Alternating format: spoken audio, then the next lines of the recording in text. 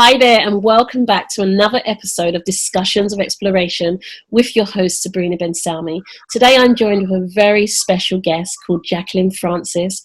We are going to be talking about how to give your relationship a health check. Now, when I've been watching Jacqueline in action, I've known her for many years now, and I was really invigorated by this. So let's get stuck into the conversation and let's see what golden nuggets Jacqueline's going to share with us. Jacqueline, please say hi to our listeners and our viewers, and we'll take it from there. Hi guys, how you doing? Jacqueline here. Hope you're well. Excellent. So tell us a bit about what is it you do? What's life according to Jack? In my world, oh my gosh. Well, I'm an author, an award-winning author. I mustn't forget that. And I just love to write. And I'm also a relationship educator. Trying to educate women and young girls about having healthy relationships. Wow. I have a really good feeling that we're in for a treat. I think this is definitely the difference that makes the difference, because the quality of our relationship determines the quality of our lifestyle, our health, and it impacts all areas of our life. So, let's get stuck in. So what's the story behind the story? Why this? Why this topic? Why relationships? Why this topic? I think simply because I've worked with survivors of domestic abuse when they were in the refuge. And initially I went to support them because some of them didn't speak any English. So, to get them back into society, to teach English, because that's the subjects that I teach. But I soon found out quite quickly that they were not in the right headspace or the right frame of mind for that, because, they're in a refuge and, they're escaping abuse. So what I found was that I spent many hours providing emotional support for them. And then I thought, well, who's listening to them? Do you know what I mean? Are their voices being heard? How can I make these women's voices be heard? And also, I have a daughter. If she was in a relationship, would she know whether, the signs, whether it was healthy or not? Do you know what I mean? And I have nieces and stuff like that. So I thought, okay, well, let me write a book, a fictional book, but the information is real because it happens in our everyday lives to these women. So I proceeded to write my debut novel called Walk Quiet, Run Quick, for win an award for the storyline, because it highlights coercive, controlling behaviour, and you can see it developing within the relationship. So, yeah, that was quite exciting. Like when you were kind of immersed in that environment, what were the kind of awakenings and expanded awareness that you gained? Number one, like you have quite rightly said, like I was going to teach them English, but they're not even in the right framework to actually do that. And that is such a level of wisdom to go, well, actually, we need to take a few steps back. There's things that will need to happen. We need to relay the foundation before we can even consider that aspect. I guess my thought process is, what do you feel is the domino effect, so to speak? Because I've had various conversations, I've had my own experiences, and there are different things that are flagged up. But what do you think tends to be the domino effect? I love the fact that you've created this novel to actually make people aware of the warning signs. But like, what factor does community play in this? Friends, family, like how does that somewhat contribute? Because I think it'd be really interesting for the listeners and viewers just to gauge that expanded awareness. How does the extended family help that person? Yes, or contribute to the abuse. I think both, the pros and cons that tend to happen that they're not really aware of. Well, contribute to the abuse. First and foremost, I'd just like to make clear that abuse doesn't just happen in an intimate relationship. It could happen with family and friends as well, families particularly as well, which was part of my experience. But they can help. It's very difficult because I interviewed a young lady who was being abused when she was still at school, and she went to her parents and they blamed her. They blamed her, because as far as they were concerned, she should not be in a relationship at that age. And then another young lady, was saying that they found that they couldn't tell their mother, because their mother didn't know they were actually in a relationship. So I'm only coming to you now that something's happened. It's very challenging. So, but if you can find a good friend to help you, to speak to you, to maybe go to an organisation, Women's Aid, or contact domestic abuse helpline, but it depends on individual circumstances, I think, and it's not for me to say which one that they should choose, because everybody's different, really, and the circumstances and the level of abuse as well is different. I'm so glad that you've actually said that. The question was really purposeful, because I've heard a lot of cookie cutter answers, and I'm so glad for you in your position, with your level of knowledge and wisdom and expanded awareness, to actually highlight this to the listeners and viewers. It's not one thing that fits all. It really is specifically to your specific case. There are certain situations you will need to just get up and leave. There are certain situations you will need to go inwards and grow. There are certain situations where you can talk, and there's certain situations where you don't have the family to talk to. Hearing the story of the young child, like the young girl, I really want you listeners and viewers to really tap into this. Like, what belief systems are you installing within your family that somewhat seed fear? So the child can be suffering to the extent that they really need your support, but yet they can't say anything because of what their preconditions are, thinking, well, I can't tell you anyway because I'm not supposed to be doing this in the first place. So I really love that, very honest, because you could have just said, okay, this is it, and that's what it is. And I love the fact that you said, no, it's a very specific for the individual. And I really thank you for that. Did you have something else you were going to add? No, I mean, that's it. One size doesn't fit all, basically, so, and you don't know the scale of each individual's behavior or problem, so I can't answer that question with a definitive answer. Yeah, no, and I think that is beautiful. So, for the purpose of you listeners and viewers, being very specific and clear about what the situation is for you, and being very open and mindful with regards to what sort of support you feel you need. What's causing you the most pain? What's stopping you from speaking? What's stopping you from reaching out? Because if it's just a simple case that my parents they're going to go crazy, they're not going to accept it. You may just need someone to talk to you. You may need someone just to hold your hand. And, Jacqueline's quite rightly suggested to contact the relevant support systems that's out there, because there is an array. Thankfully, there is an array. And the awesome thing is that we've got Jacqueline here, and she has published not one, but 2 books that we're going to be talking about. So, Jacqueline, talk to me about this external and internal situation that's going on for people that are going through abuse, because like we just touched on, there are things that we need to learn. Okay, have no understanding about what's okay, what's not okay, what's crossing the red line, what's borderline, unless we have those checkpoints, which your book actually helps the reader to get to. That's when things can really get messy. I wonder if you can just walk us through the first book, the second book, and just tell me how they marry together, because I think it's absolutely beautiful the way you've done that. Okay, so the first book is a fictional crime book. It's not a very big book. It's called Walk Quiet, Run Quick. And I've written it so that when you read it, you're able to recognize some of the signs and shout at the page and say, can't you see what's going on here? Do you know what I mean? So that get so involved, or even to recognize that, their relationship, something similar to what my main character's going through in terms of controlling behavior, they are also going through it as well, not realizing that it's controlling and it's abusive.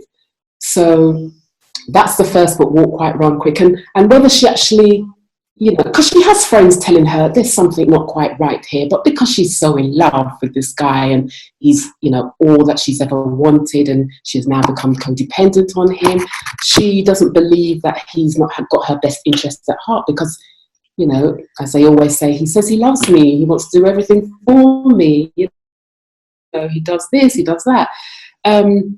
Until it's just too late, because now she has become isolated, which is one of the, you know, abusive behaviours. You know, she no longer has the friends, the families, he's cut her off.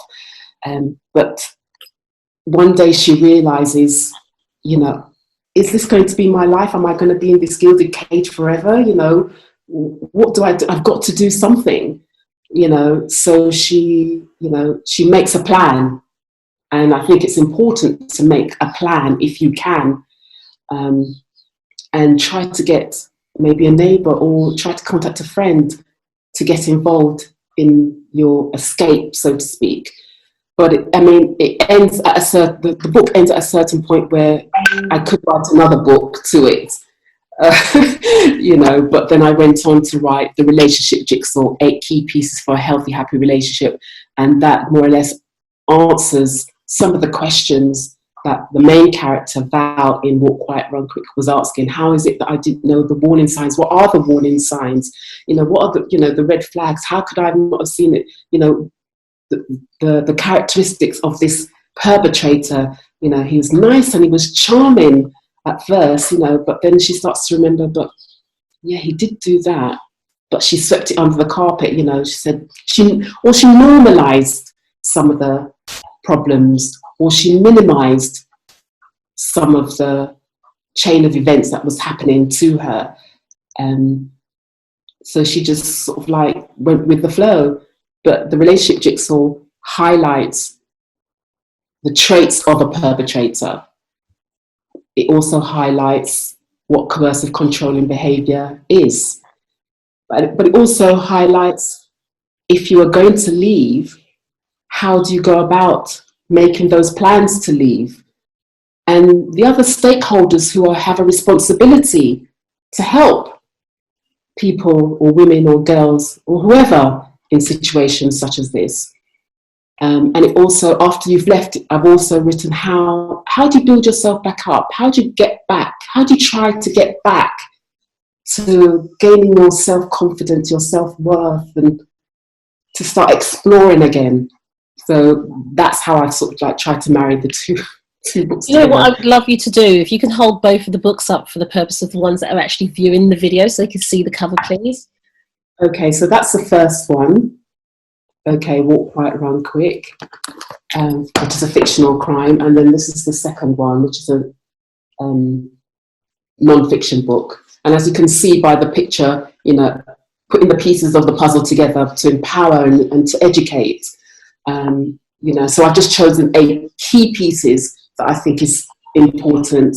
Obviously there are more, but I've just chosen those 8 key pieces. Mm-hmm. So yeah. You know, thank you so much for touching on those books. I love that you gave away just enough for the bit of ounce of curiosity. For me personally, because I know what you share and what you're capable of, it was a very big deal for me to have this conversation with you, because I really have a strong belief that both of these books together collectively are the difference that can make the difference to your life, listeners and viewers. And it might not be for you, it may be for someone that you know. And more importantly, what I do like, remember, this actual talk is not entitled Domestic Violence. It is how to give your relationships health check.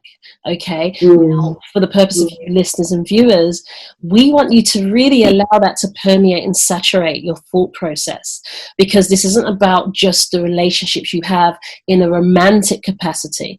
It's not just the relationship you have with your family. It is every relationship you've had, are currently having, or going to have. So it's not this conversation is not a case of this is not really for me.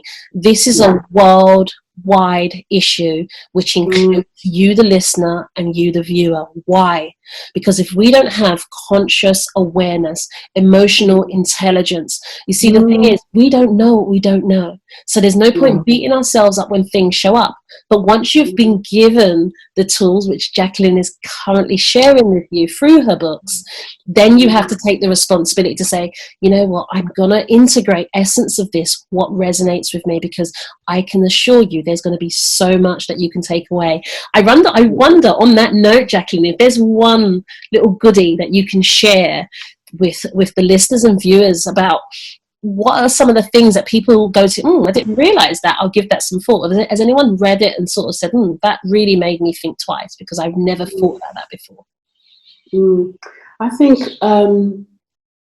the coercive controlling part, what is, the coercion in the relationship, what is the controlling part in the relationship, what are the phrases that are used, like, for example, going back to that young lady that we were talking about, when they have abused, when she's been abused, and he says, that I know that I love you, or that no one's going to love you the way that I love you, or if you leave me, I'll kill myself. These guilt tripping conversations, and who wants to be responsible for someone's death? I don't mean to be morbid or anything like that, but things like that do happen. So again, me just trying to create some sort of awareness in terms of the phrases, because yes, I can talk about it, but what are the words? What are the words that are being uttered? What are the words that are being said, so I can hear it? And that's what I've tried to put in the fictional book, Walk Quiet, Run Quick. The common phrases that it's almost as if there's a manual for these abusers, that they use these words or phrases. Where is this manual that they're reading from? Because it's the same type of words and phrases that I heard time and time again. So true. So true. Yeah, because even last week, there was a program on Channel 5. I don't know if you saw it, but it was victim support, officers from victim support talking about, because of the lockdown, there's, the increase in rise of domestic abuse, and trying to give information as, of what to do, and, look out for the signs, stuff like that. Then after that program, there was a documentary called The Abused, which followed two women who were being abused. And it's exactly the same words, exactly the same phrases, and also the reasons. One question that you should never ask is, why don't you leave? And I think, that's the question that a lot of people always ask. And we might need another program for this, but there's so many. You are touching on so much truth. It's unreal, and I'm just cheering you on the other side, because there are these questions, and I think that's what I was trying to tap into with the other question that I asked, is how do our families and friends perpetuate the situation? I feel that there is no other question that is more patronizing than, why don't you leave? It's, I don't get it, but maybe because I've gone on courses where, these are the reasons why you can't just get up and leave. And I guess once you've provided that information, then you'll have a better understanding, because it's not as easy as it sounds. And as much as that person, that woman, that young girl, that young boy wants to leave, there are reasons why they cannot leave. Yes. So if anyone comes to you and say that, this is what's happening to me, and please try not to make your answer by saying, well, why don't you just leave? Because it's not as simple as that. Wow. You've almost literally rendered me speechless. You have no idea how much of how refreshing it is to hear you say this. And listeners and viewers, I don't know what's going on in your life, but the chances are, if you've experienced any level of this in any area of your life, you will understand exactly what we're touching on. It is the most absurd. Why not ask something along the lines of, what sort of assistance do you need?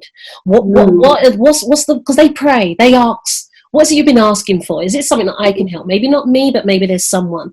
Let me see that, because I think that's more of a practical question that's going to alleviate. Because if you imagine, this person is constantly probed by guilt. That's one of the reasons why they're there. Now you're adding another layer to Easy, just get up and leave. So then I'm thinking there must be something wrong with me. Like, why have I not done that? Like, if it's so easy, and then you add more to the self-doubt. Now, what I absolutely love about your book, and listeners and viewers, like, please leave comments, please get in touch with Jacqueline. We will be leaving information towards the end, is that she's given you a scenario to start firing up. That makes sense. That's me. I can resonate. Then she's actually said to you, okay, this is what you need to do to heal, to start that healing journey. This is how you can start taking steps. I love this because you said not the leave. That could happen if you're ready to go. This is how you're going to plant the seed so it can happen. Start planning.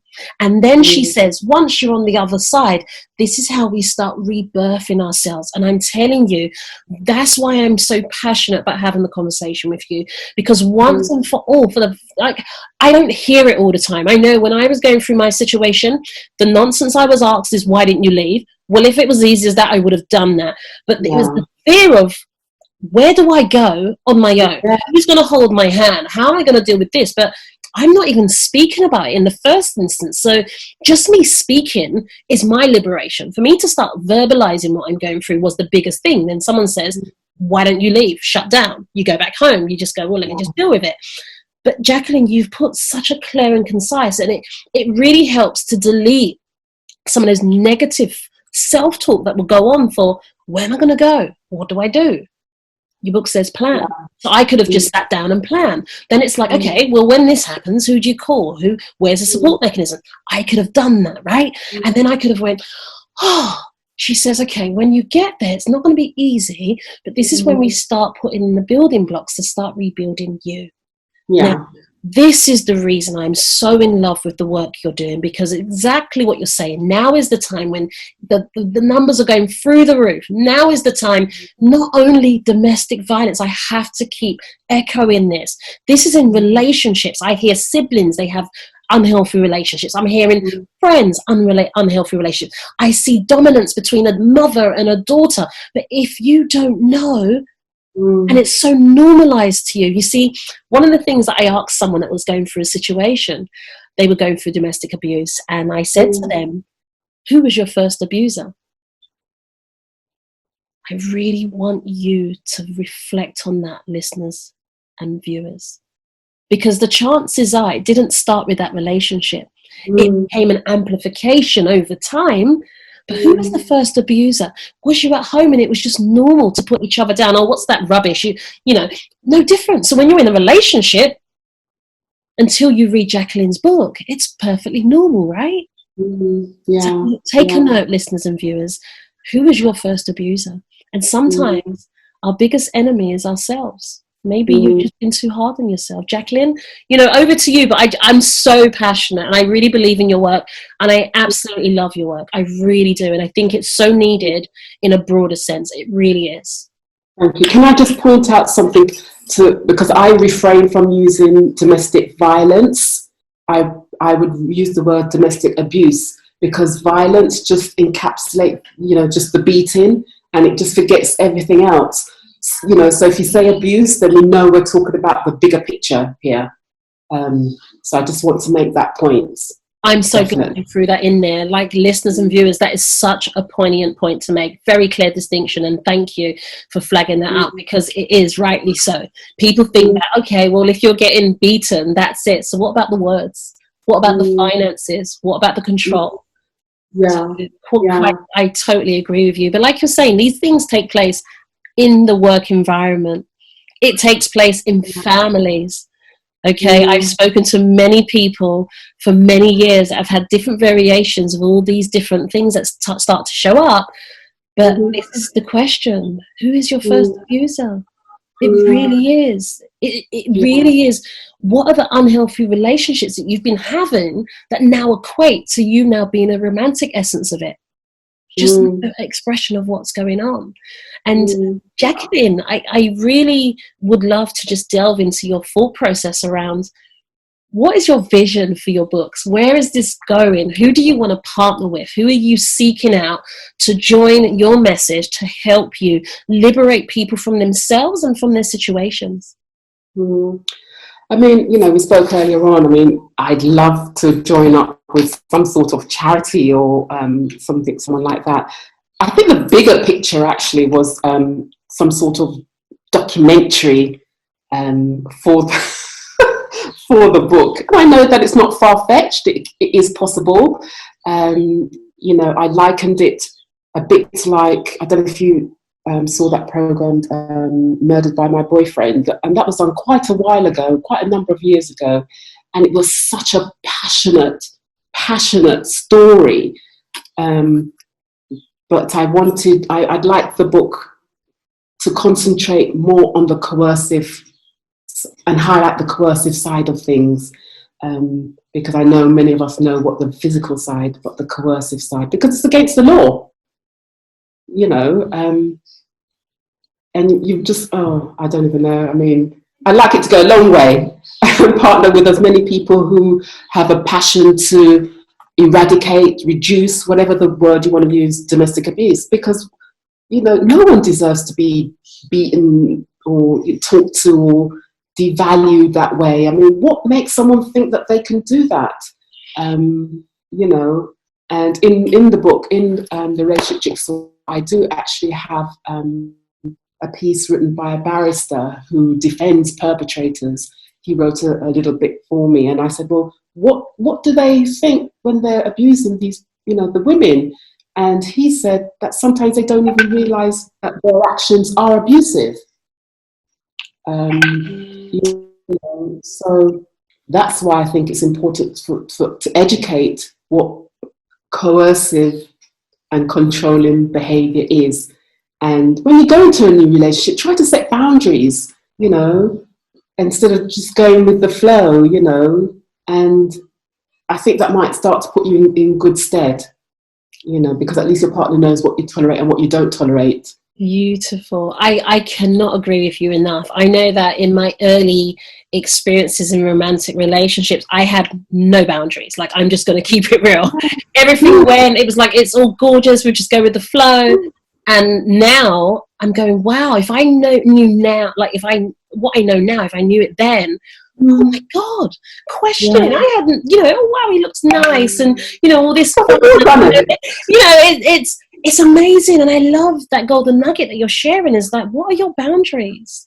Are you the kind of person that all areas are accessible and everything goes? So then, you know, how do people know when it's enough, when you've met the line and crossed the line? So I think that's so good in every aspect. You know, do your friends just hang out with you when they've got nothing better to do? Do they tend not to invite you when they're going out together in groups, but then just check in on when they can get something from you? So I think it's so important what you said, that what are your boundaries in your family? Are you the only one that tends to run around with a cape on your back, but the minute you put your hands up and say, look, can I have some support, everyone's too busy, no one wants to show up? So what are your boundaries? What is it that you value? What do you tolerate? What do you not tolerate? And I can definitely side with the fact that I wasn't really implementing those things into my life until I was about 35, in all honesty. And I was a slow learner. You know, sometimes we don't realize, and it's character and there's infrastructure. There's so many different layers, and I'm so glad the way you put on it. But you know what excites me is that these books that you've got out in the world, like I said, there's a scenario people can relate to. There's, okay, how do I go from here to where I desire to be? What do I do after I've shifted?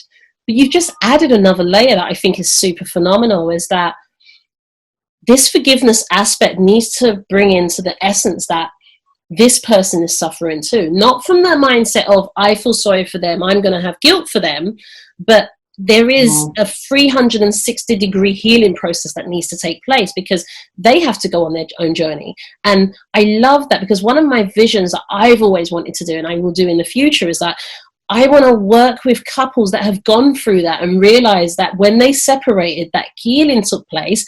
And I want their men to be able to speak to other men, because having that from the barrister, I think that is so phenomenal. And this is in your book. I think that is so amazing. So again, I just want to be careful with the way I'm saying this, listeners and viewers. It's not that if you're in a scenario and going, okay, but his dad never loved him, so it's okay. It's not okay. I'm not saying it's okay what he did to you. or what she did to you. What I am saying is that it's really important that we have the awareness that sometimes, and it's, people say hurt people, that's not true, because a lot of people that go through domestic violence, they don't go on to hurt people, okay? So hurt people that don't actually deal with their emotions do hurt people, and they project, and they can be very nasty with it, but at the same time they are going through pain. That's the reason they inflict it on someone at that level. And it's always been very exciting for me to get that if these men can start healing themselves and start speaking to young men to turn themselves around, because I know that a lot of especially, I'm talking more about domestic stuff here, men, when they see a woman firing off with life, people loving them, the fear is that, oh my God, someone might take you away from me, or you might not need me. So it's like, how can I hide you from the world? It's that childlike mentality. I don't want to share my toy with anyone, and if they see it, they might take it off of me. So the intention can somewhat start off as pure, but then if I don't know how to deal with these emotions that are firing off, and sometimes they're experiencing emotions they've never felt before. You might be the first person they've ever had that level of intimacy with, and they're just thinking, how on earth am I going to shut you down so you don't believe in your greatness? Let me turn off your light, because if you shine so bright, I won't be able to contain you. And this is the issue for a lot of women. I know that's what I went through, because I was surprised when he actually said to me, I don't know if you're going to need me when you get to where you're going. I was like, what? That's how you think you're going to actually make me enjoy this? That's just crazy, because you could have just talked to me about that.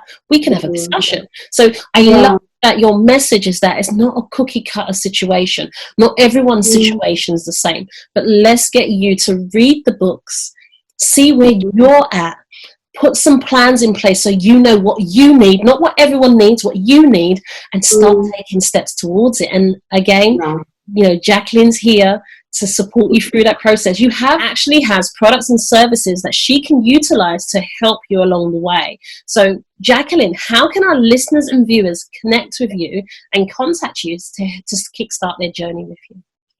Okay, so if you want to get in contact with me, then you can email me at info@jacqueline-francis.com. You can check out my website at www.jacqueline-francis.com.